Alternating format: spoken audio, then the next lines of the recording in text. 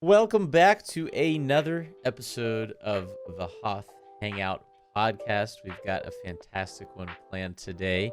It's going to be a lot of fun and a little bit sentimental as well, especially because this will be the last time, presumably for a while, we'll be talking about Bad Batch. And of course, we'll be starting off with our usual Mando talk. It's going to be a great one. Lots and lots to cover.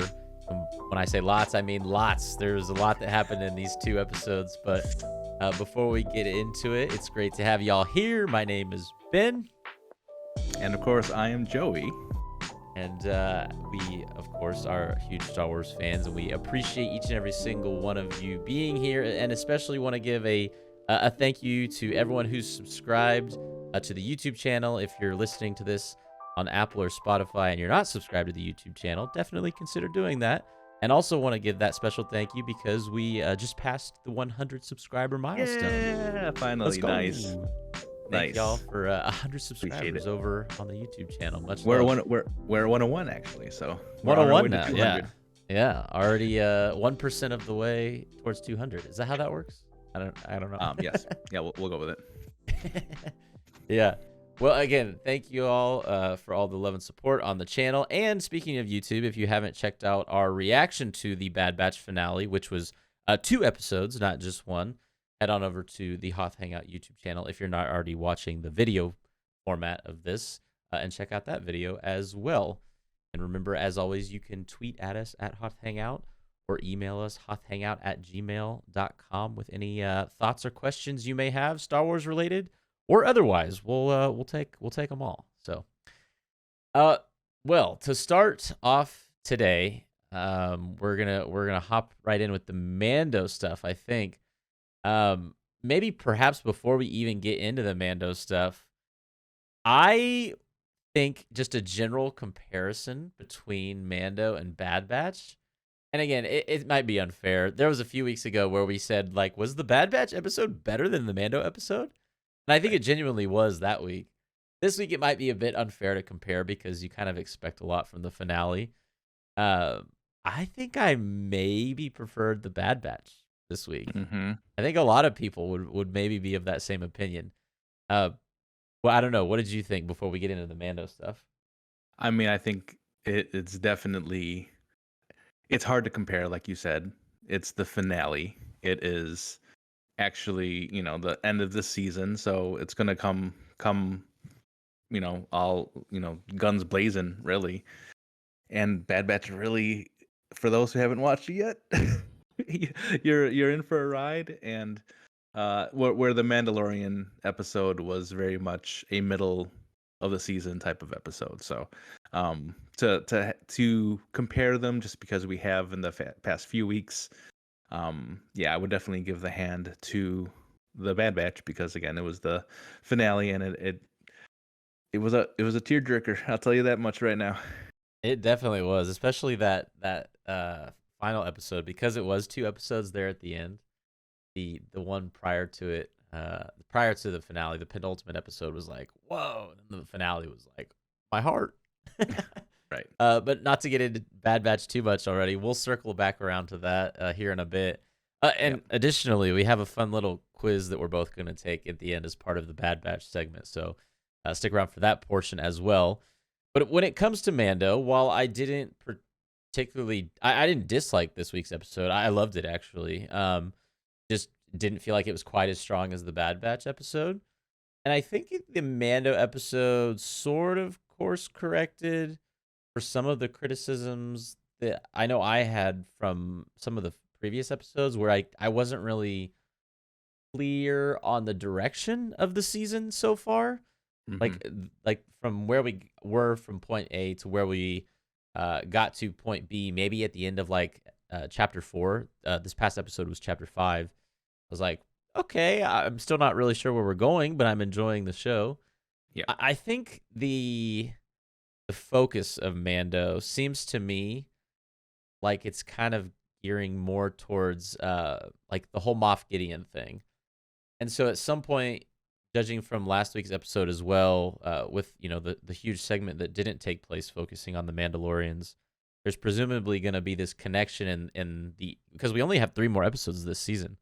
at some point in the Yeah. next 3 episodes of a connection between, uh, you know, where is Moff Gideon and, everything that went on in last week's episode.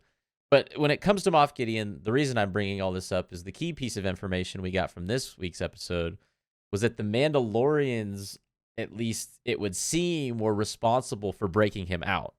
What did you think about that? That was a shock to me. I mean, when I mean, I thought the end of the episode was going to be where Bo-Katan had her helmet off in front of all the other Mandalorians Hmm. and kind of paving this new way. When they say this is the way, I mean, this is the new way. This is what I was thinking Yeah. is, we're gonna have Bo-Katan try to reunite all Mandalorians across the universe now, whether helmeted, unhelmeted. um, they walk the way, they don't walk the way, and that was going to be the point of the episode. And up until that point, I was fine with it because I know that there is a huge fan base for just Mandalorians in general.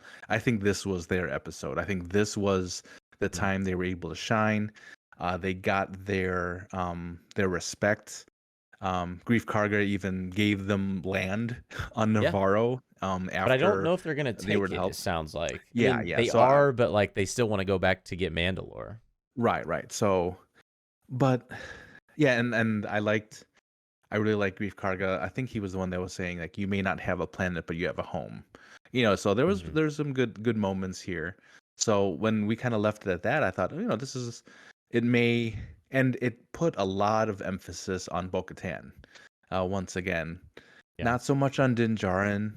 uh, he was more of a she was more of the leader, and he was a person that was being led by her, which Yeah. again I'm completely fine with. She has the war experience. She knows how to, and they completely respect her in that manner.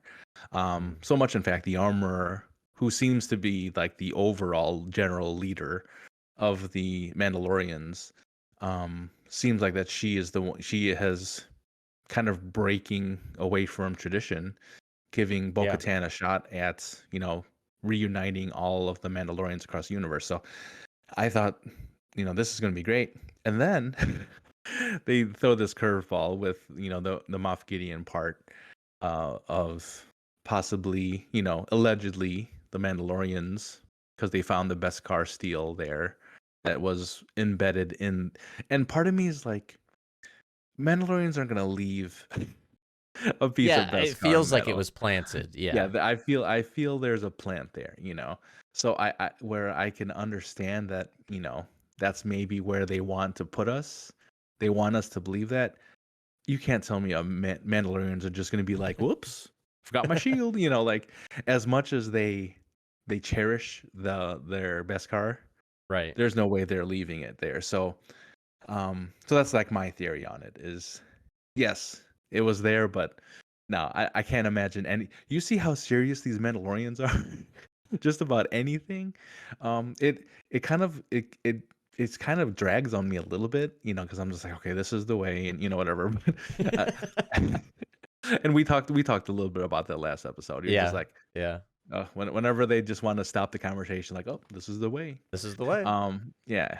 So I think, with as serious as they are about their religion, about their world, their culture, I find it very hard to believe that, one, that they would be a part of that, and two, they would just be so um careless with a little bit of Beskar. So I think it's a plant, like you said. Yeah. Yeah, and kind of speaking to what you mentioned about the armorer, I think that was maybe the most surprising part of the episode when she said to Bo, um, like, "Take your helmet off," because like there has been such this. Literally, there was 3 episodes of this show, like the Hmm. first 3 episodes of this season, where if you think about it, nothing like really impactful happened. I guess. Hmm. Well, I feel like the Mythosaur stuff is going to come back to be Yeah. impactful. But if you're talking about the main plot of the first 3 episodes, it was Din Djarin wanting to become a Mandalorian, learning that he needs to go to the Living Waters, taking the Living Waters to the Armorer, and then the Armorer like reinstituting Din as a member of the Mandalorians. And now, like, the armorer is just saying to Bo, like, nah, take your helmet off. I mean, I Yeah. understand the symbolism, don't get me wrong. And I think it's Mhm. cool that the armorer is coming from this point of view of, like, you're going to be the one that unites all the lost Mandalorians, per se, because it's almost like, it's almost in a way, I kind of view it the way, like, people in the middle of the aisle politically are. Like, sometimes those are the people to kind of, like, reach out to, Mhm. like, both sides if you're in, like, a two-party government. Like, Bo feels like the person in the middle, sort of, who is going Mhm. to be able to have now, having spent time with the very traditional Mandalorians, be able to, like, join them to maybe these outcast Mandalorians who, with Mhm. the way the show is projecting, it seems like we're going to get to meet more, stranded outcast Mandalorians at some point, hopefully this season. Mhm. Anyways, I really liked the symbolism of it, but it still felt surprising that the armorer had such kind of this shift in tone of nope, no Right. helmets off, and like, oh well, Right. yeah, you can take your helmet off because you're going to be the one that Right. unites us. And that also begs the question: how much of that decision was based upon Bo telling the armorer about the mythosaur? Like, Right. I think the armorer also sees Bo as more than just a strong warrior. Like, I think the armorer views Bo as perhaps the person. I mean, she does view Bo as the person who's going to unite all Right. Mandalorians, Right. which feels prophetic in some way because of the Right. mythosaur thing. Yeah, and it's more and more this season of The Mandalorian is not about Din Djarin. It's about The the last two Mandalorian. episodes have hardly been at all. Right. Yeah. Right. He's pulling a Boba Fett on this is what's happening here. So I think it's very interesting that they're kind of going in this way. As This you is and I the know, way. this is ah, Got him. um, as you as Bo-Katan was a pretty big figure in the Clone Wars, and for her to make the leap over to live action and have such a huge impact, Mhm. this is pretty cool. This is cool stuff. And speaking of crossovers of people coming in from other series, animated series, maybe. Yes. Do we have anything to mention about today? Before we mention, because and if you've seen the episode and if you've seen Star Wars Rebels, you know what Joey's about to say. But you should tell the story before we talk about this of how you accidentally had this spoiled for you. Because I didn't. Okay, okay, I okay. avoided, so Joey had it spoiled, and I avoided Twitter like the plague after Joey told me he had it spoiled for him. So last night after we recorded our live reaction, by the way, it's on YouTube for the season finale of Bad Batch. It was pretty late. As you can see, I'm not in my normal setting. I'm actually on vacation in California in my wife's family's house. Um, and so it was pretty late for us to also do a reaction video for The Mandalorian. So while we were doing some post live reaction stuff for the Bad Batch, I started watching The Mandalorian, and I'm like, okay, I'm gonna start watching it. And then Ben and I had started talking about something, so I paused that and I kind of jump on Twitter like you do, and I'm looking, and there is a trending topic says hashtag rebels, and just it's late here, so it's I'm gonna late click it. here. I'm gonna click it. First thing it says, and here's the dumb part. It even says Mandalorian spoilers below, and it even goes dot dot. So I actively read it. I see the dots. I keep scrolling, and then I see a beautiful face in live action. Our good friend Zeb from from Rebels, He looks and really good, by the way. it looked amazing. Are you kidding me? And I think that's Steve Bloom's Yeah, same guy who voice. plays the voice actor. Yeah, I Yeah. didn't I didn't look at the credits, but I assumed it was him. So it looks like he is one of the higher ups in the Rangers. I didn't catch the name. Alfie Rangers or something like Yeah, this. it was that Um, blue, like light blue rebel flag. There was a couple of them in that scene. mhm. And another shout out to the Captain Carson is back one of my favorites of the Mandalorian, who is also one of the leads in one of my favorite shows on Netflix, Kim's Convenience.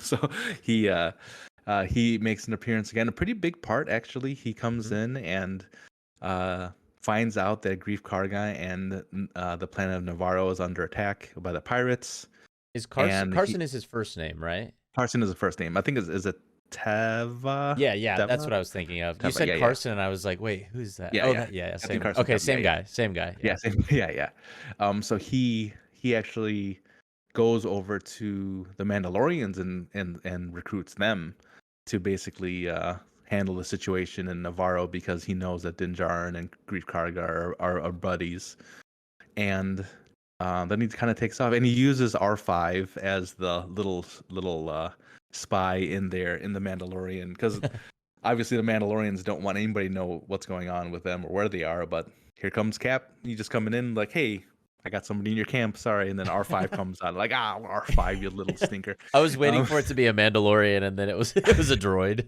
yeah, it was a droid. So no, I was happy to see Captain Carson back in, but yeah, yeah. So I mean, for all of that, I think seeing Zeb was amazing. But yeah, like let's get back to that. I mean, he looked really good. Um, Really good. it I can't wait for more Rebels because you know what's happening. We're gonna see a Hera, we're gonna see a Sabine, we're gonna see Ahsoka again, of course, and yeah, it's gonna be. It was very cool to see that, and I was so mad that I got spoiled by it, but after that, I told Ben, do not look at Twitter, do not click on any So trending. so the follow-up to that is the whole episode I'm watching like, okay, what's the thing that Joey had spoiled for himself? And I'm like waiting for something big to happen. And then so like obviously Zeb comes on the screen. I'm like, "Oh, that's awesome." And I thought that was really cool, don't get me wrong. Yeah, But right. the whole time I'm thinking like that was the thing, right? That was the Yeah, thing, yeah, wasn't right, it? right. But in the back of my mind, I'm like, maybe there's even a bigger thing that Joey saw. So I But messed with you. I messed with you. yeah, yeah. But also to speak to like the just I guess the cool factor of having someone from Rebels be incorporated into live action for I mean an original Rebels character incorporated into Yeah, live action for the first time I think that's right. yeah, I, that sounds right. yeah. Because we've had other Rebels characters in other animated like Hera for Yeah, example, but I think this is the first character to cross over into live action.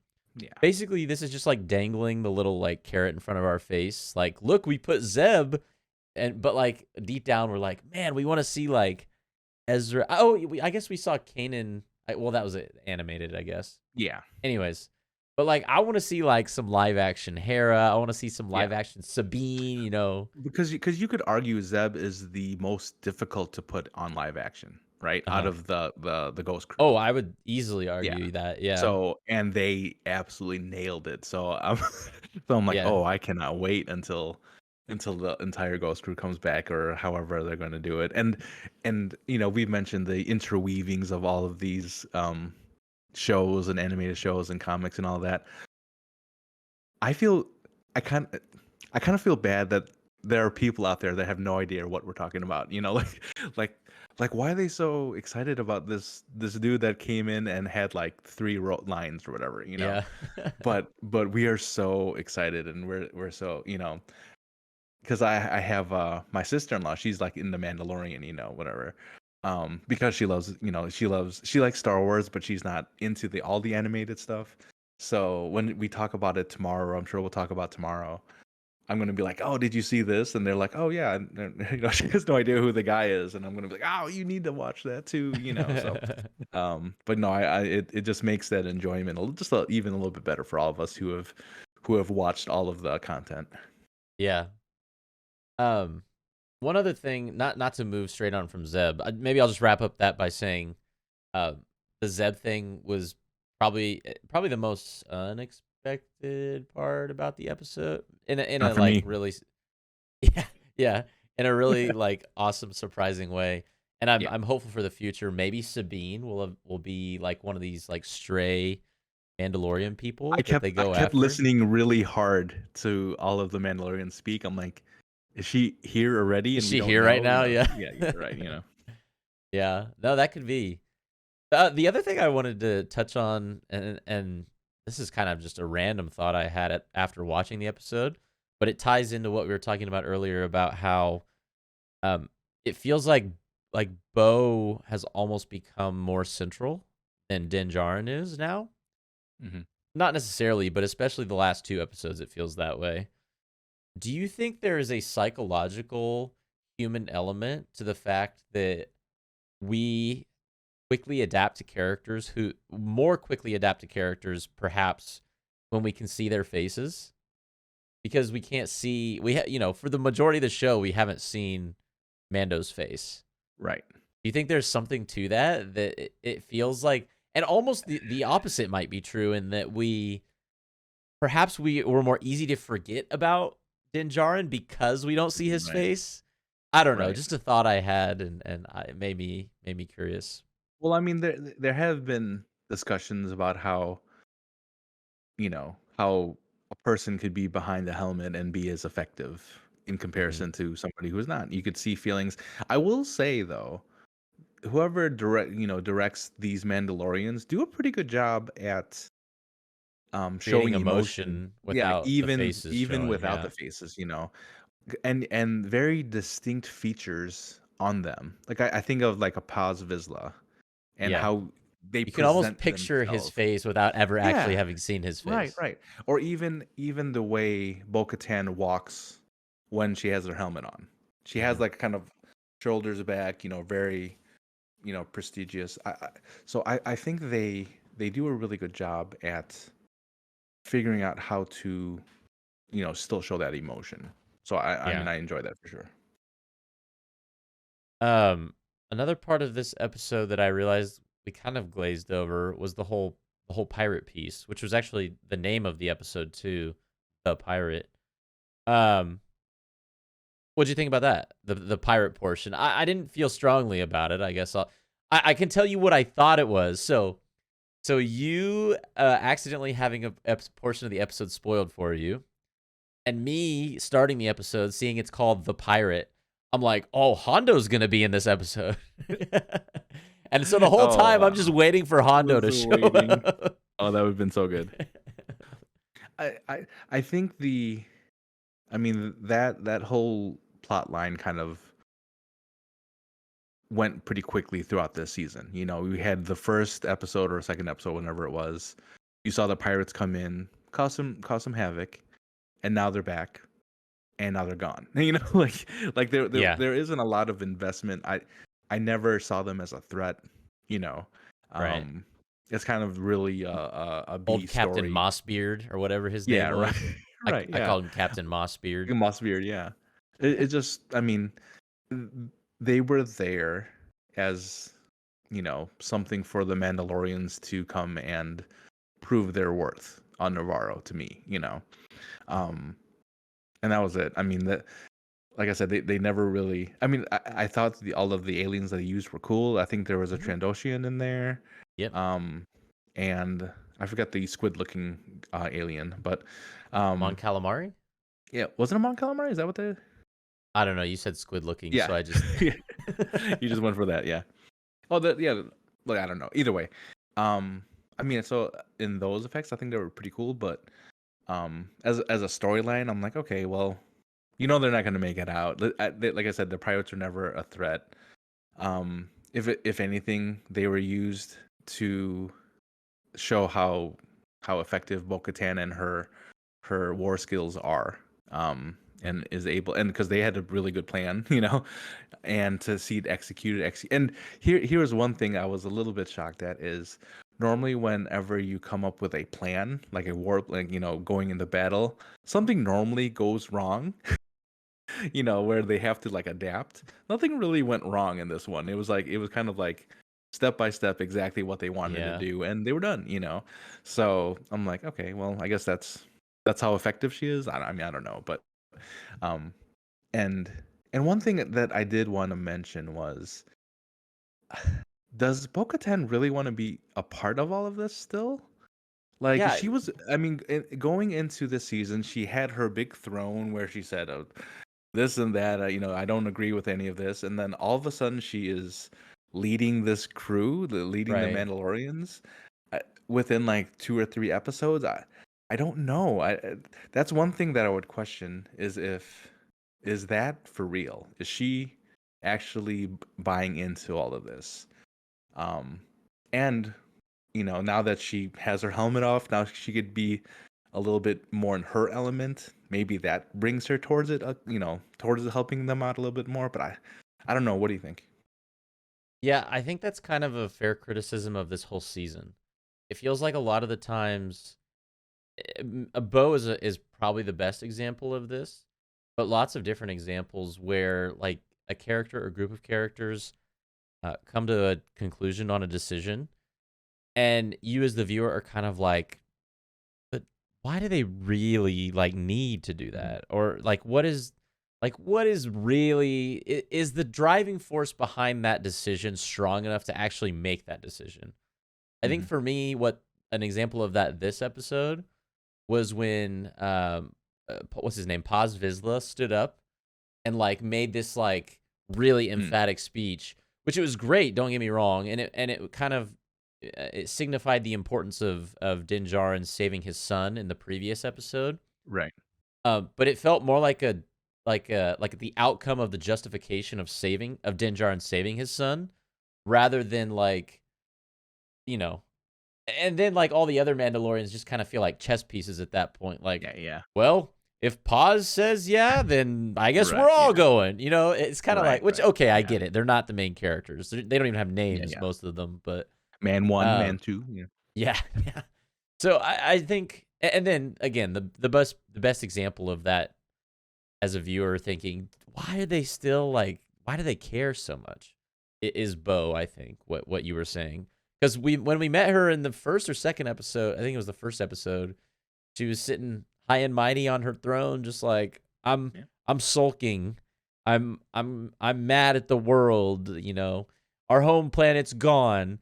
And like 3 episodes later, she is the seemingly the central figure of the season, trying to if she does what the armorer is asking her to do, combine all the Mandalorians to retake the homeworld of Mandalore, which we still don't have a ton of information why that is so important, other than there's Mhm. this mythosaur that might exist underwater on the planet. But there's not really any indication that that ties into the Gideon piece Right. necessarily, other than the fact that we now know that Beskar was found on the ship where he was being transported. So it all feels very fuzzy right now as to where we're headed. Mhm. Um, kind of a side tangent there, but yeah, Yeah. that's kind of how I see the character decision making this That's fair. season. Not like a whole, not fully understanding some of it. Mhm. Feel like we have to take a jump sometimes as a viewer to be like, okay, I guess I could see that, but Right. Right. yeah. Yeah. And Anyways, and I don't know if it's like, is this the first time you really see, you know, the difference of directors in each of these episodes not mm, completely, getting their story straight. I mean, I don't know if I would go as far as that, but you know, I it just both from episode 1 to here is just a completely different Mandalorian at this point. I mean, she is a Mandalorian, right. by the definition. And now she's basically created a new kind of Mandalorian with so it's just it's yeah, I'm waiting to see, we got 3 episodes, so hopefully they could wrap that up. Next week's episode, by the way, is directed by Bryce Dallas Howard, who I think has done an Oh. episode, or maybe even multiple episodes. I think Mhm. I'm pretty sure she's directed episodes in both seasons 1 and 2. So her Mhm. return to directing, actually, the first 6 episodes of the season, so 6 of the 8 episodes are all directed by different people. Kind of an Mhm. interesting thing. But then the final 2 episodes are both directed by Rick Famuyiwa. I don't know if that's how Yeah. you pronounce his last name, but Yeah, he he also he did the he first directed an episode. earlier one. Yeah, the first episode, Yeah, right? yeah, of season 3, I should say. Yeah. So, um, Any more thoughts on the Mando episode as a whole, or perhaps what you would rate it before we move on to the Bad Batch stuff? I mean, it definitely exciting. I enjoyed it. Like I said, I think this was definitely for the hardcore Mandalorian fans. This was we threw in a Rebels cameo, which I think was huge. Um, and it left a question. It gave us a cliffhanger with, obviously we know Moff Gideon didn't make it to the wherever he was headed for the new empire, not new empire, new republic. And whoops, that was a slip there, wasn't it? But the Freudian slip. new right, You're the evil one. yeah, I know it happened. We knew it would happen. So we didn't see where he ended up, but we know he's free, and his storyline is going to come back, I'm sure, in the next few episodes. So, as far as a rating, I mean, I'd probably give it a solid B. I was happy with it. It was a fun episode. It gave me a lot of the little things they needed for it to be good. I mean, the Mandalorian scenes were really cool, so I really did Yeah. enjoy those. Um, with as and there are some questions now with Bo-Katan, like exactly how she's gonna do what their armorer wants her to do. So there are things still left to be done. So which I always want in a mid-season type of episode. So hopefully we continue on with those kind of storylines, and because this would be a bad time to drop another like just start of a storyline. We need to start Yes. wrapping up exactly what's going on. That what we've seen, we need to see. And I mean, Grogu was hardly in this one. So, Yeah, we he need to didn't have figure out, any lines. right, exactly. So I don't he probably had maybe one coup. I mean, that's not a lot, or, Yeah. so I want to see, hopefully there's a little bit more development around him, but I mean, I think we're leaning really heavily now on Moff Gideon and on Bo-Katan. So, um, yeah, I enjoyed it, but yeah, I give it a solid B. Yeah. I feel like that's a fair grade. I think I'd be inclined to go a little bit higher if it weren't for the pirate stuff. Oh yeah. The, Hmm. the pirate stuff, I was like, okay. I mean, to be fair, the Mandalorian portions of that were cool, but I think you said it well earlier, and that it didn't ever feel like the pirates really posed any threat. They started shooting at the town, and everyone just ran off. Then the Mandalorians came in, and it was like boom, boom, boom, boom. We'll be seeing you later. Right. Uh, so I don't know. I didn't dislike the episode at all. I loved all the Mandalorian stuff, but it was like the pirate stuff in particular that brought it down a little bit. And I'm trying to decide if I want to agree with you as a B or go B minus. Um, just based on the fact that I feel in a more positive state of mind at the end of this one than I did at the end of the fourth episode. I think I will say B as well. So I'll go. We'll go double B ratings for this episode. It is crazy. There's only 3 more though. I just wish these Yeah. seasons were longer.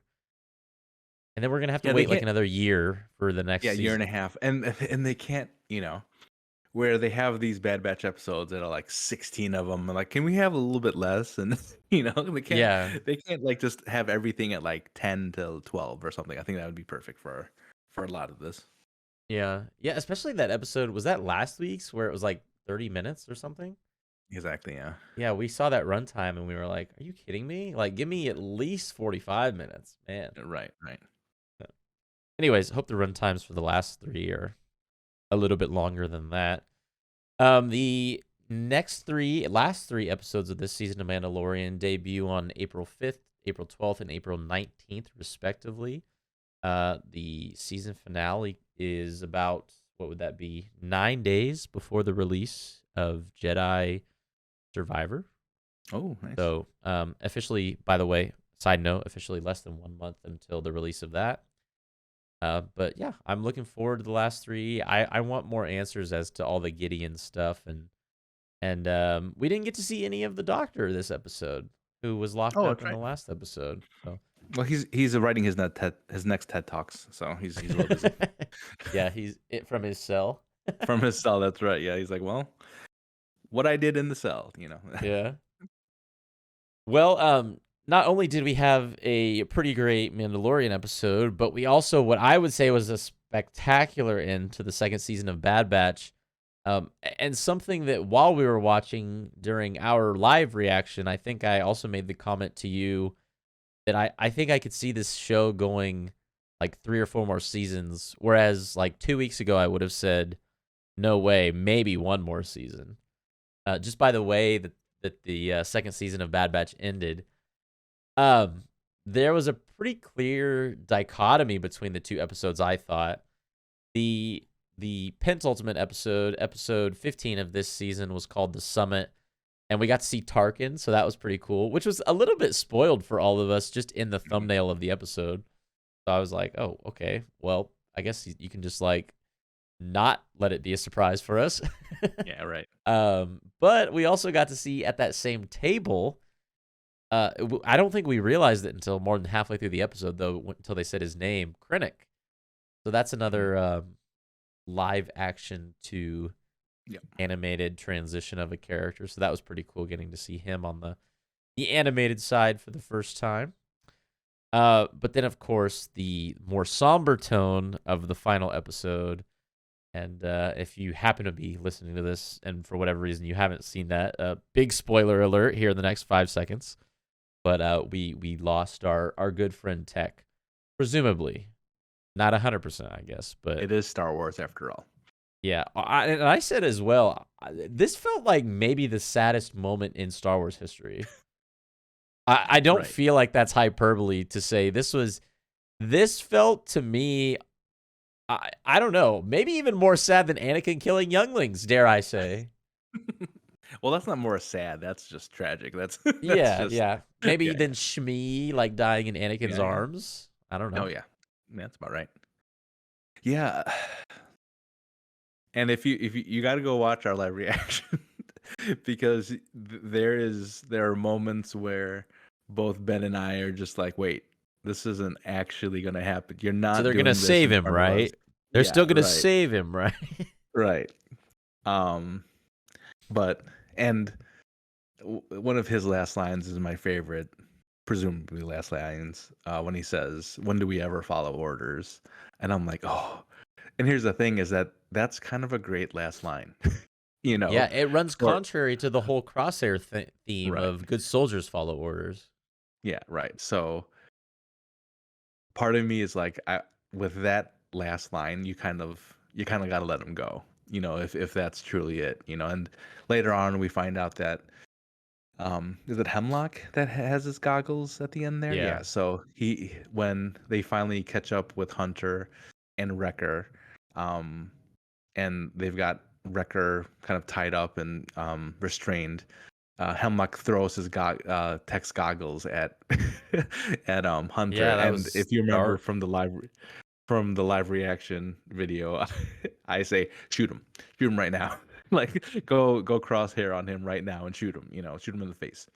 Um, but yeah, it was tough. And to what you're saying about one of the saddest moments in Star Wars history, like that we've seen, because one, I mean, it happens in front of Omega. You know, Mhm. I think that's one of the tougher parts. I mean, I think you and I both have had, watching her grow up in the past couple seasons, have really connected with her and connected with this crew, and this is what you want from your Star Wars. You want to be able to care for these characters. You want to be able to, um, and especially with Omega, this was her real family. This is her real shot at actually having a family. Even Hunter was saying, we can run away, we can just run away from all this and go back to that. What was that planet? Pabu? Was that what it's Pabu, called? yeah. Yeah, Pabu Frick. Um, we can go run back and just live there, and that's what we plan to do. But of course, I don't, and we mentioned this too. I don't know why they go back to Sid to Yeah, I, that I makes didn't really get no that. sense. I mean, for as much time as they try to separate themselves from her, all of a sudden to go back to her after escaping all. So I think there was something wrong there. I think there's definitely they could have gone back to Pabu. Honestly, they probably could have just done that and they would have been fine. So they I don't know. So there's some questions there, but going back to the importance of Tech to the crew. I mean, he was part of the family. And he was definitely they were a well-oiled machine with him, and to have him gone now is going to be it's going to be tough. It's going to be tough for them. And one thing I do appreciate is that they kind of gave each of the Bad Batch their moment Mhm. of processing the loss. You saw Echo kind of just sitting there in his chair, just sighing and just laying back. You see Hunter and Omega trying to get through it. I mean, I think I saw Wrecker even shed a tear for him, and but it's just so they did a really good job. But this isn't just a soldier. This isn't just a nameless clone. This is their brother. This was somebody that they really cared for, Mhm. and this is how they got to get through it together. Yeah. Yeah, and then like Sid had to go and ruin everything, and man, I'm if we weren't Sid fans before, which we weren't, we're Sid haters now. For sure. I honestly thought that, and I think it could still happen. I think Sid could come back as a character who helps them in the future. Hmm. Because she just the way her demeanor felt like she was just overcome with guilt when she was turning them over to the Empire. So that could be a future ally, even though she betrayed them in the season finale. But Hmm. um, yeah, man, I'm gonna miss Tech. And there was definitely some foreshadowing in this episode where he and Fee, when they were saying bye to one another, in their very like awkward and Yeah. Tech's geeky and uncomfortable way, you Right. know, basically her saying to him like, don't get hurt. Yeah. Uh, and it's like, you know, one can one in the moment doesn't necessarily think about, oh well, something bad's gonna happen to him, Right. Yeah. but then something bad does happen to him, and you're like, oh, that's why she said that. And I bet you if we rewatch the episodes, we're gonna find even more of those moments where just like, Yeah, ooh, I guess you probably. you were really giving us a chance to say goodbye to Tech here. Yeah. Um. So yeah, the season ends and everyone is separated. Really, I mean, Omega is with Crosshair. Um, And Wrecker and with and yeah. her sister, whose name escapes me. Do you remember Is it what her name Emery? was? Is it Emery? Is Emery. that her? Emery. It started with an E. That sounds right. Yeah, Yeah. yeah. Yeah. I think I have her name written down here. By the Yeah, way, Emery. Emery by the Carr. way, I called it. By the way, I called it. Yeah, yeah. We should go back and find that. I don't know if it was in a podcast or if it was in a live reaction. I think it was a podcast Mhm. where Mhm. you mentioned that Emery looks a lot like a clone. And it's Right. funny because she also has this like Australian You're sounding right. Yeah. voice. Right. I And think that's what gave it away. Like when I first heard her, I'm like, that's a little bit too. I mean, you on the you got nose. yeah, you got the Empire who kind of all have that British accent. You've got all the clones that obviously sound like the actor, the Bradley Baker at some point, and then you've got Omega, who I think is voiced by I think her name's Michelle Ang, I think, who has is from New Zealand, I believe, and so she has that accent, and Uh-huh. then just one other person that actually have the Australian New Zealand accent. I'm like, kind of makes sense. Yeah. And I thought I was grasping for straws there, but I think we nailed it. I think yeah. So it seems like she might be another piece to all of this coming into the next season, which is exciting because obviously she's already in on everything. Yeah. Um, does It begs she? the question, why is she working for the Empire? Right, right. So yeah, so just like Mandalorian kind of left questions at the end of the episode, they left that question for us at the end of the season. So we know that they just like you said, they're separated, and we kind of called it too also where somehow, some way, Omega was going to be captured, and now they're going to have to go find her. And the way Hunter says it, I loved it. He's just like, "We got to get her. This is it. We're not, we're going to find her." They almost went Liam Neeson on him, and that's kind of what I was expecting. You know, a certain set of skills, you What know. I do So I think have, yeah. right. But you're still wrong about there being too much Star Wars out there, Liam. Yeah, we love you, Liam, but your Star Wars takes they're a little cold. Right. um, yeah, I don't want the next season to feel. It's gonna feel weird when Crosshair like almost assumes like not the place of Tech because they obviously have very different roles, but I would hope Hmm. that the Bad Batch gets back to being like 5 strong at some point in the third season. It's just gonna be weird without having Tech there. Right. Uh, and then of course the other thing, and the major reason why I think I loved the Bad Batch episode and I liked it more than the Mando episode was that it feels like it's leading more like leading solidly leading somewhere where you can be like, oh, I see where they're going with this. I Hmm. think it was confirmed like 100% for the first time. Like we already kind of knew what they were going to be using the cloning for, but Hemlock in this episode like straight up says like Emperor Palpatine, you know, like needs this cloning technology. This is of the utmost importance or something to that effect. So that was pretty big in terms of the episode, but also just the other thought I have with the whole cloning stuff, and I hope they don't go this direction on purpose. I don't want them to do the whole like cloning, like explaining cloning and like Palpatine cloning himself as an explanation for the mistakes of the sequels. You know what I mean? Yeah, yeah. And I don't think that's the direction they're going. No, I don't think so either. Yeah. But there is a world where like the only long Right. term explanation of cloning that we get from Bad Batch, however many more seasons we get of it, is that well, it's because Palpatine was wanting to clone himself. Like I'm shocked that they've taken this approach, and I'm glad they did. But if that's like all that it is, I'll be like a little bit disappointed. I will Okay. say. Right.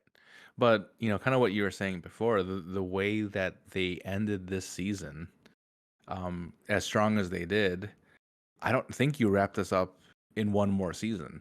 Right. I Well, think especially you if you have filler episodes the next well, season, like you did this yeah, yeah. season. Well, but it gives you an opportunity to explore a lot more now. Yeah. What kind of where because they could have easily made Bad Batch just kind of a fun side project, of, this is what's happening with the clones.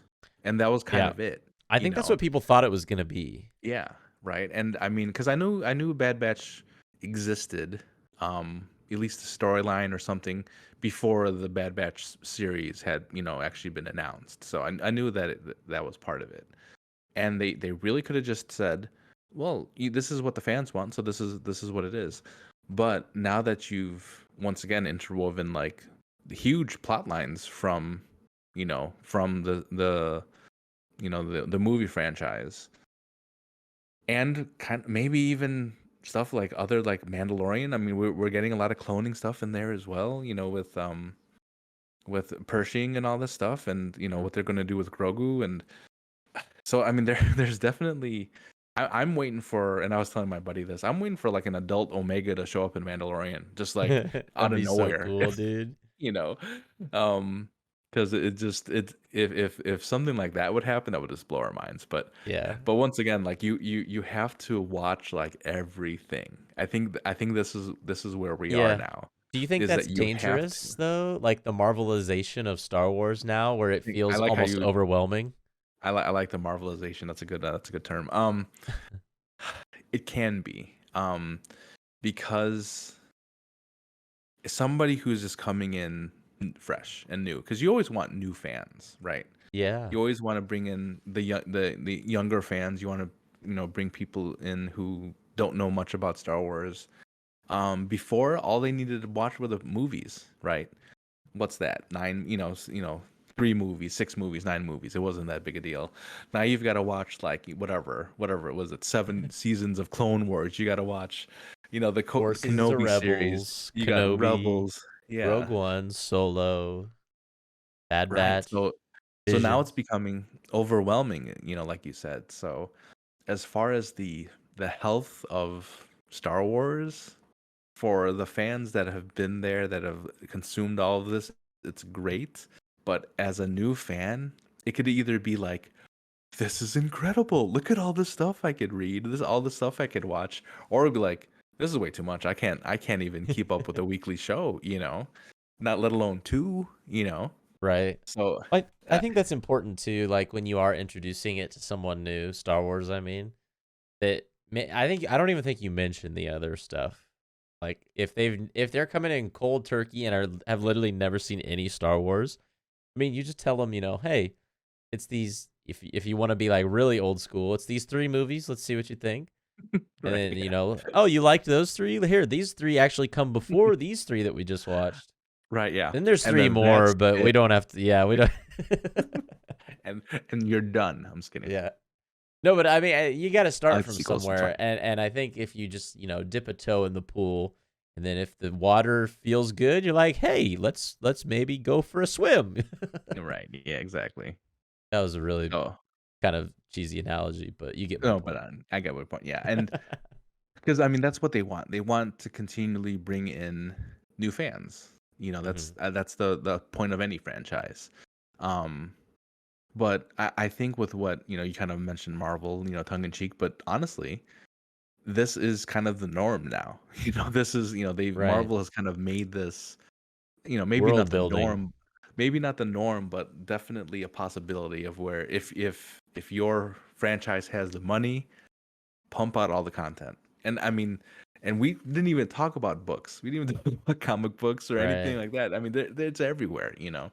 So it could definitely be overwhelming. I am trying to now, and we got video games, stuff like that too, Hmm. and I'm trying to keep up as much as I can, but knowing my backlog of books are just rising higher and higher every month. Uh, but you only do as much as you can. So, Yeah. um, so I think it can be bad. It can be bad for new fans, but hopefully they make along for the ride. And because I mean, if they do, latch in and actually do it and watch everything, they're gonna have fun. Yeah. Yeah. It's a great ride for anyone that hasn't taken that first step on that Star Wars journey. I would say it's worth it. I might be biased. Yeah, Um, gonna have a podcast. overall, yeah. Overall thoughts on, I guess, the whole season of Bad Batch, maybe not just the last two episodes, and perhaps a grade for the episode as well. Yeah, the season gave us a lot of high highs and low lows. Um, the lows being like, oh, another mission episode from Sid.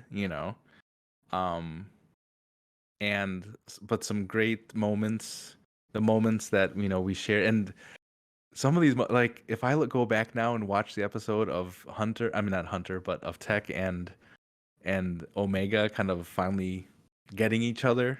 Yeah, It's gonna hurt, like it's that. different. It's different now. And do we watch the whole season with that in mind, knowing that Tech doesn't make it out of the season? And um, so yeah, if we do a rewatch, maybe when season 3 comes out, we'll do a rewatch of 1 and 2, and we can talk about it all over again. And but yeah, just watching kind of the growth of Omega, the growth of the group, um, the road that Crosshair has taken, and really the clones. And I mean, it ended up being such a great story for the season. We were a little bit worried early on because we weren't sure where the direction of things were going to go. I think we kind of nailed it though, predicting that eventually they would come together, but Omega would be captured in some way. So we kind of called that. Um, but you kind of bring in this new element with Emery, the other clone, that's kind of helping out the Empire, and where she's going to fit in and everything. But of course, the loss of Tech, kind of takes over for everything. But so as far as the season is, maybe there are a couple episodes we can drop and which never happened. But as a whole, it was a great season. And if this goes on for 2 seasons, I can't believe I'm saying this early on in the season. I'm like, this is probably the second to last season, next season being the last. if this goes on for 2 seasons, they can keep adding on more lore and more connection to the, whether it's the prequels or sequels or any other Star Wars stories. I think they would do a great justice to it. They've got a good cast there. They got good writers, so I think they're going to do good. And so with that, I gotta give A+ this last couple episodes because Ooh. I mean this is the Bad Batch curve again, but still, I mean this was the ending that I didn't know that we wanted. This, or of course we don't want Tech to go, but this was huge. They took some risks here, Mhm. with losing Tech, and Yeah. essentially, seeing the connection, that connection gone now with Omega. So I think it was good. That was my favorite episode by far, and yeah, A+. A+, man. I mean, I certainly loved it, and it has made me, I think, more excited. If you were to ask me today, at the time of this recording on March 30th, 2023, I think I'm more excited about the future of Bad Batch than I am the future of Mandalorian. As crazy as that is to say. I mean, I would not have said that 4 weeks ago. Yeah. I might not have even said that like 2 weeks ago. And these last two episodes have really changed my demeanor on the show. Partially how Mando's going right now, but I think it's more a testament of how drastically I feel like these last two episodes shifted the tone and the focus of Bad Batch. I mean, we went from completely unimportant pod racing episodes 6 weeks ago to these past few where it's like literally life and death, and like we're dealing with characters grieving the loss of a character who was very vital and important to the show, and most importantly from the perspective of Omega and how she is handling that grief, and moving forward how her relationships are going to be with the other remaining members of the Bad Batch, and even this new clone, Emery. That's also something that really piques my interest. I feel more excited about Bad Batch than I do Mando right now. I feel like that's probably a minority of people, but so having said that, A+ feels like the grade I want to give it, but I guess I'll go A. Do it. I don't know. For me, like if I'm giving an A+, like I have to Yeah, be yeah. just like absolutely floored. I don't know if I would. You And weren't floored? Come on. no, I loved it. Don't get me wrong. But I think there has to be something that happens in an episode that's just like knock my socks off, like fall out of my seat. And while the episode was great, there was tons of surprises, like the Krennic stuff, and just heartbreaking stuff that really makes you feel the emotion, like with Tech, obviously. There wasn't something that happened where it was like, oh, oh, Saw. We didn't mention Saw Gerrera. That was pretty Right. cool. But still, I'll go A, but it was very close. Definitely the closest episode this season to an A+. So Fine. loved it. At the risk of going too much over an hour, because I think we are approaching that mark, we do have one last Bad Batch thing that we thought would be fun, because this will be our last time covering the Bad Batch, presumably for a decent amount of time until the third season comes out at a future point in time. We don't really know when, but probably at least 9 months from now, if not more than that. We have a very brief 10-question quiz to see which member of the Bad Batch we are. And Nice. Joey and I are going to take this quiz together. And then if you're watching on the video format of the podcast, we'll throw up our results on the screen. But we'll talk about the questions and the results at the end as we go through. The first question of the quiz: how would your friends describe you? Headstrong, meticulous, boisterous, innovative, courageous, or calculating? Do we want to say our answers, or do we? I feel like we should probably, or no? Do you want to save them to the end? No, we could talk to like. Well, you could answer what you would answer, and then I would answer what I Okay, okay. answer. Okay. So what would What your is what friends is describe you? what is the definition of boisterous? I Boisterous. think of like loud No. when I think of Yeah, boisterous. that's kind of what I would think so too. What is boisterous? Uh, I feel like I'm between. This is like one of those these like psychological quizzes where Right. you're choosing, but like, am I really choosing what I really am? Because Yeah. it's Right. like what I perceive I am. I went with courageous, I guess. You want courageous? Yeah. I'm gonna go with innovative. Okay. And by the way, for those of you listening along, we'll make this quiz available in the YouTube description of this podcast episode if you want to take it yourself and see which Bad Batch member you are. How would you describe yourself? Knowledgeable, loyal, dutiful, methodical, powerful, or ambitious? Mm. Hmm. I think I'm gonna go loyal. I will go loyal as well. Okay. What if we end up being the same? If I don't get crosshair, by the way, I'll be a little bit sad. Question number 3 out of 10. Oh, Pick something to eat for lunch: a fruit smoothie, popcorn, Cobb salad, jerky, pizza, or oatmeal. Bro, who eats oatmeal for oatmeal lunch? at lunch. Yeah. I mean, I'll do Uh, like a bowl of oatmeal with some nice like cinnamon sugar for breakfast, but for man, breakfast, for not for for lunch. Yeah. lunch, Yeah. do I want like Pizza. a I'm good. solid lunch? I'm I going lo- pizza. I I'm not even questioning. love popcorn. Popcorn Oh, is the really? only thing I get at the movie theater when I go to a movie. Oh, I mean, I don't yeah. know if I would eat it for lunch though. Yeah. But I think if I had a choice between just like eating any of these in general, I would pick popcorn. So I'm still gonna pick Okay. it.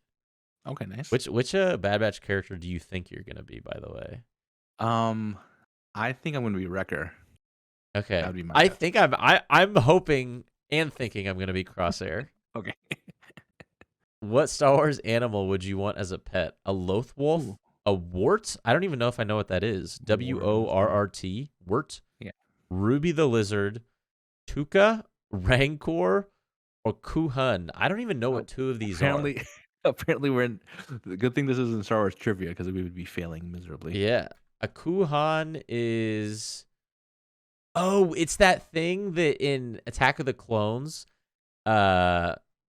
tries to, the little centipede thing that tries to kill Padme when she's sleeping in her bedroom. Oh no, So no, I'm I not picking that. don't know. Okay. and a wart is, what is a wart? Oh, this is the thing on Tatooine that I think was added in the special edition cutscenes Oh, okay. of Return of the Jedi. Like the little thing that like shoots its tongue out and like catches the fly and Yes, then yes, yes, yes, burps. yes. Okay, yeah, And yeah, it yeah. was Okay. like, George, why did you feel the need to put that in the special edition? Right. Yes. I'm And gonna what's go Tuca? Loth Wolf. What's Tuca? Hold on. Atuka is. Let's see if we can find the answer to this. Atuka is. Oh, this is that thing. What planet are these on? It's that feline species. Yeah, on the Thal. On the Thal. Yeah, I feel like this is very similar to a Loth cat, but like a Yeah, smaller okay, one. yeah. Right. Okay. You said who? You said Loth I Wolf, right? I went with a Loth Wolf just because I love those things in Rebels, man. I'm going for Rancor. Those are kind of cool. Yeah, that was a close second. I got to be honest. Yeah, nice. Okay. Question 5: What scares you?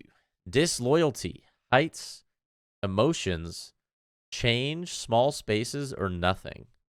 How is spiders not on here, by the way? I know you love spiders. Oh my gosh. Um. Um, Oh, this is tough, man. disloyalty. What scares me? What scares me? I don't think disloyalty scares me. Right, same. I mean, no one likes disloyalty. I Right. genuinely am not afraid of heights or small spaces. Okay. And I definitely wouldn't say I'm afraid of nothing. So that basically leaves me between emotions and change. I feel like I'm going to go change. Yeah. I'm gonna go heights because I'm scared of Okay. heights. I just realized I picked change. I'm definitely getting crosshair. Yeah. Pick a color. Oh. I see these questions are so dumb to me. Black, green, yellow, purple, red, or blue. They don't have orange, dude? Oh no. I'm going green. I'm going red. Go Bulls. All right. Go Celtics. Which clone is your favorite? They don't have crosshair. Well, it was probably on purpose. Captain But they do have Rex. Hunter though. Hunter. Fives, Commander Cody, Mayday, and Jesse. I mean, it's Bad Batch, so I kind of want to pick Hunter, but how do you? I gotta pick Rex.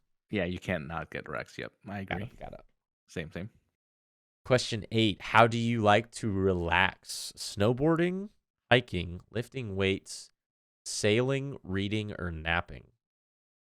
I mean, some of these things I love doing, like snowboarding and Right. hiking and But lifting to weights. relax though. But I'm not relaxing when I'm doing them. Yeah. Right. Yeah. I guess I'm gonna go reading. I'm going napping. That was a close second. Yeah. Which Star Wars character would you choose as your ally? Harrison Dula, B. Genoa, Gunji, Rio Chuchi, Senator Chuchi. We love Senator Chuchi. Grand Moff Tarkin or Sid? Sid. I can tell you which one we're not picking. That's right. I'd rather have Tarkin as my ally than Sid. Nice. Do I go Hera or do I go Senator Chuchi? I love Hera, but I hyped up Senator Chuchi so much while we were watching Bad Batch that I'll pick her. She's pretty cool. I can't not pick Hera after I said that she was my favorite on International Women's Day. So I gotta pick Hera. That's fair. And then last but not least, before we find out which Bad Batch character we are, the last question is: how do you approach a new task? Following my gut, strategizing, studying the data, charging in head first, using a carefully thought out plan, or good soldiers follow orders. Don't pick the last one. Don't pick the last one. I wonder which one Crosshairs is. Yeah. Which one were you gonna go with? Because I think I know what I'm going with. I kind of do charging in at first, honestly. Really? Mm-hmm. Maybe you are Wrecker. Maybe. See, I feel like strategizing and using a carefully thought out plan are like almost the same thing. Mm-hmm. That's my dilemma right now. I'll go with strategizing. Okay. Ooh, okay. Do we want to say you want to say what you got first, or do you want me to say what I got first? You go first.